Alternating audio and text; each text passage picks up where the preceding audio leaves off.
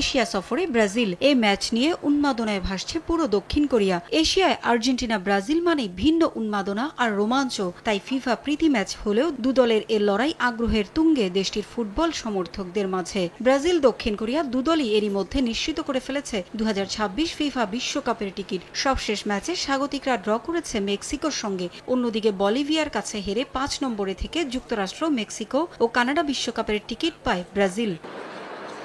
এরই মধ্যে শেষ হয়ে গেছে এই ম্যাচের টিকিট। 2002 সালে বিশ্বকাপ জয়ের পর থেকে শিরোপা খরায় ভুগছে সেলেসাওরা। সবশেষ কয়েক আসরে ইউরোপের দলগুলোর কাছে হেরে কোয়ার্টার ফাইনালের গণ্ডি পাড়ি দিতে পারেনি 5 বারের বিশ্ব চ্যাম্পিয়নরা। তাই আগামী বছর জুনে বিশ্বকাপের আগ পর্যন্ত প্রতিটি ম্যাচই গুরুত্বপূর্ণ অ্যানচেলোত্তির কাছে। ফুটবলারদের উন্নতির গ্রাফ প্রতি ম্যাচেই চুলচেরা বিশ্লেষণ চাই মাস্টারমাইন্ড এই ইতালিয়ানের। ক্লাব ফুটবলে কোচিং ক্যারিয়ারে দক্ষ অ্যানচেলোত্তির কাছে আগামী বিশ্বকাপ এক ভিন্ন চ্যালেঞ্জ, যেখানে সাফল্যের বিকল্প নেই তার কাছে।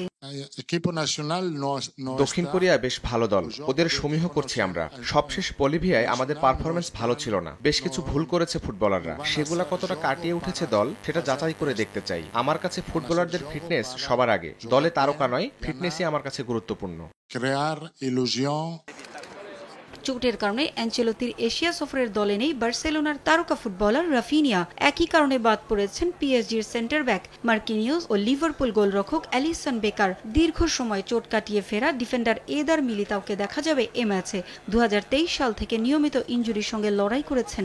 সবশেষ ফিফা ক্লাব বিশ্বকাপে ফিরলেও রিয়াল মাদ্রিদে গেম টাইম পাচ্ছিলেন না, তাই সেপ্টেম্বর উইন্ডোতে তাকে রাখেননি কোচ। তবে রক্ষণে এবার অ্যানচেলোত্তির ভরসা আদায় করে নিয়েছেন মিলিতাও। আক্রমণে ইগোর জেসুসের থাকা প্রায় নিশ্চিত।